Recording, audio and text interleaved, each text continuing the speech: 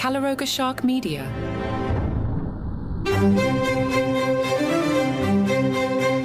Hello and welcome to Palace Intrigue. I am your host, Mark Francis. What will Harry and Meghan do for Christmas? They seemingly can't go to London, and Meghan doesn't exactly get along with her family. Royal expert Luella Alderson tells the Mirror, it's understandable that there may be some tension between Harry and Meghan over their Christmas plans. They have spent the past 3 Christmases away from Britain, so it's possible that Harry may feel a sense of nostalgia and want to return to his home country for the holiday. It would be natural for him to want to show his children the traditions and customs of his country and his upbringings, as they have predominantly grown up in America their whole life.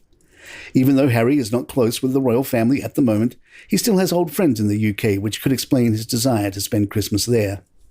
On the other hand, Meghan may feel more comfortable celebrating Christmas in the United States again with her mother and extended family, especially given her negative experiences with the British press and the royal family.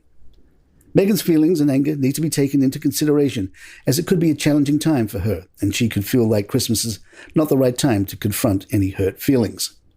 Harry has given up a lot for Meghan and has appeared to put Meghan's needs and desires above his own at times, so it's understandable that he may feel a sense of resentment if she is not willing to do the same for him. If they don't spend Christmas in the UK this year, then Meghan should be open to the possibility of spending future holidays in the UK. Sources tell Women.com that Harry seems to be missing out on quality family time, but Meghan has no desire to return to England, adding, Harry loves his wife and children. He is happy, but he really misses the UK. Speaking to the Sunday Times, a close friend of the couple explained, Meghan seems to have decided that coming back more is not what she wants to do, but Harry would like to. Having a base in his home country, despite everything that has happened, is appealing. There is work to be done here in terms of the charities, and there would be opportunities in the future where he'll want to be here a bit more. Another source said, there's very much a feeling that Harry wants to concentrate on charity work and his family, while Meghan is much more concentrated on moving her brand forward. It was then hinted that Meghan's new projects will reveal more of the real Meghan. Royal expert Bonnie Brownlee believes Meghan could have been extremely helpful to the royal family, especially in the Commonwealth. There are a lot of millennials around the world in the Commonwealth nations. I think Harry and Meghan would have been highly successful, and sometimes I think they didn't realize how powerful they already were before they moved to Los Angeles. They could have brought a great deal of openness, fairness, and change. Newsweek tells of racist posts about Meghan Markle that allegedly circulated on a police WhatsApp group. The ex-wife of a serving officer told Sky News she sent West Yorkshire Police screenshots of his racist and just vile messages, mainly about the royal family, Meghan Markle and the Queen. West Yorkshire Police, in a statement to Sky News, said, we are aware of these further allegations which are also being investigated. Due to the ongoing investigation, it would not be appropriate for us to comment further on this case at this time. We also make it clear to those working for West Yorkshire Police that the use of misogynistic or racist language is not acceptable. If anyone has concerns about the conduct of a West Yorkshire Police employee, then we would urge them to report it. The New York Post noticed Meghan Markle's estranged friend Jessica Mulroney seems to have crossed paths with the royal family apart from her former famous pal.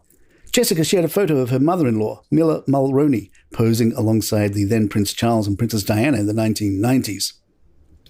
PR expert Maya Riaz thinks the Sussexes should have leaned in on the Family Guy joke. Riaz said, Meghan and Harry appearing in Family Guy can be seen as a double-edged sword. On one hand, being featured in popular animated shows indicates their relevance and popularity within popular culture. On the other hand, they've been opened up to further ridicule and negative portrayals. I believe this hasn't hurt the couple. They have chosen not to address it, thus ignoring it by not engaging with it. This suggests it has had minimal impact upon them, she added. Their non-response also demonstrates that they are above engaging in petty controversies and are committed to their philanthropic endeavours.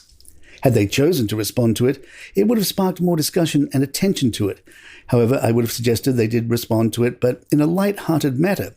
This would showcase their ability to laugh at themselves and not take things too seriously.